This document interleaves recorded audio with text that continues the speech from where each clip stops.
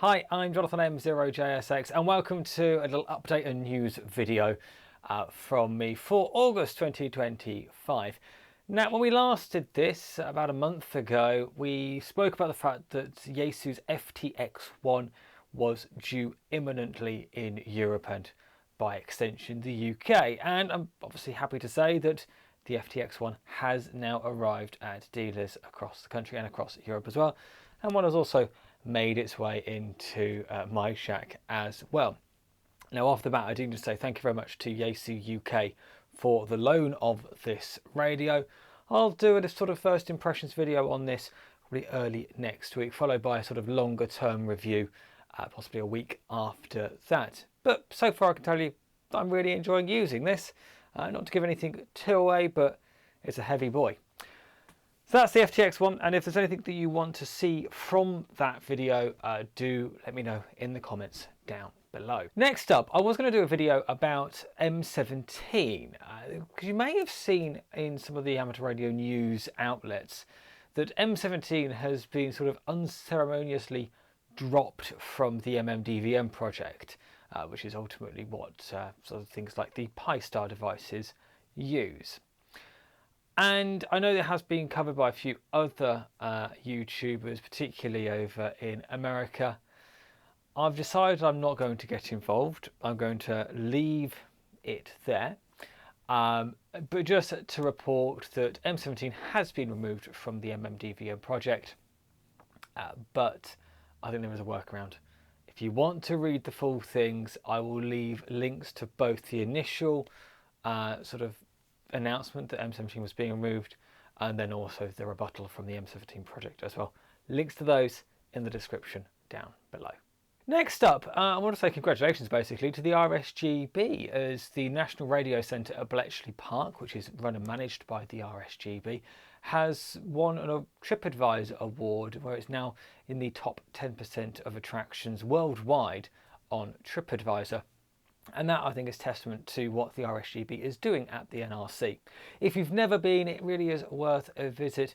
It explains broadly amateur radio, but also radio beyond the boundaries of what is amateur radio, to the public, to an audience who may have never come across amateur radio before.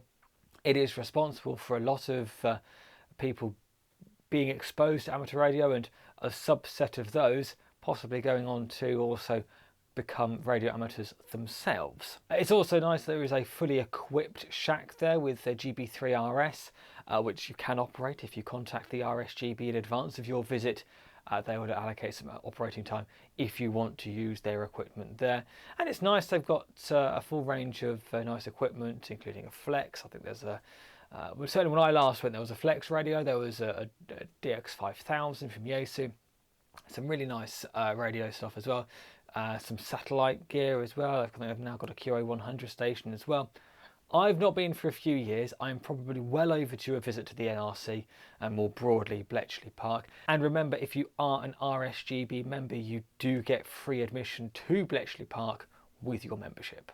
Next up, I want to briefly talk about the Toads DI boards. I posted a video earlier on this week, and I'll link that up there, where I built this one basically into an APRS DigiPeater using my Windows laptop. I'm happy to say that a number have sold off the back of that video, and more crucially, I've now updated the website. So I've now updated, if you go to shop.m0jsx.radio, you are now also able to purchase this if you are in Europe. I've updated all of the shipping charges, so you can now purchase Europe-wide from my website for both the Toads digital interface and the DI6 board. There's only a handful of these left that I've got in stock. We will get some more eventually, but all based upon demand. If, however, you're seeing this in the future and you go to the website and it says that you can't order, just drop me an email, shop@m0jsx.radio. Pop down there that you'd like to order one, and when the next batch comes in, you'll be top of the pile and I'll get your order shipped out as soon as they come in. Which leads me on to a couple of things. I've had one person ask whether they can order a Toads DI board and pick it up from the DX Commander Open Day on Saturday, which at time of recording is a couple of days away. And the answer to that is, of course, yes. Just send me an email, shop@m0jsx.radio, and we can get that sorted for you. I can send you a payment link because through the website it's going to want to send it to you rather than do a collection. So that's absolutely fine. We could do that. So just send me an email. The same is also true if you wanted to collect from me at the Newark Hamfest. Now, I will only be at Newark on the Friday, and if we've still got stock left by then, we can certainly do that. But as I say, just email me, shop@m0jsx.radio, and we can get that sorted for you. Finally, as we just alluded to, it is the DX Commander Open Day this Saturday, so a couple of days' time as I'm recording this. Last year's event was fantastic. First time it was run last year. We all had an absolute blast seeing so many faces that we don't see very often, let's be honest. This year looks to be even better. The weather looks to be a bit warmer this year. So if you are coming, do remember to bring a water bottle and make sure you stay hydrated on the day. I think there's some promotional offers on the DX Commander equipment if you wanted to buy on the day. I want to say it's 10% off on the day. I could be wrong, but there'll be a little notification here if I have got that wrong. But either way, some of your favourite content creators are going to be there, including myself. I know that Stuart is coming, G5STU from Station Master.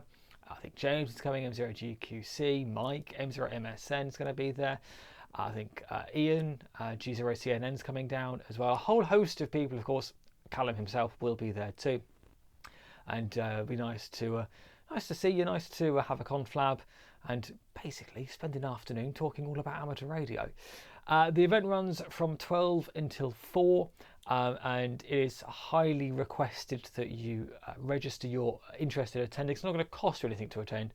It's just so that Wendy and Callum can tell the sort of landlord how many people are roughly going to be on site during the afternoon. And it looks like it will be an absolutely brilliant day, and I hope to see you there. Thanks very much for watching this video. If you've liked it, there's a button specifically for that. If you haven't, there's another one that seems to work just fine too. And if you haven't already done so, please do click on that subscribe button and also click that notification bell and you'll be told whenever I upload a new video. There's another video coming up over here that the algorithm thinks that you'll like next. Until next time, 73. Bye-bye.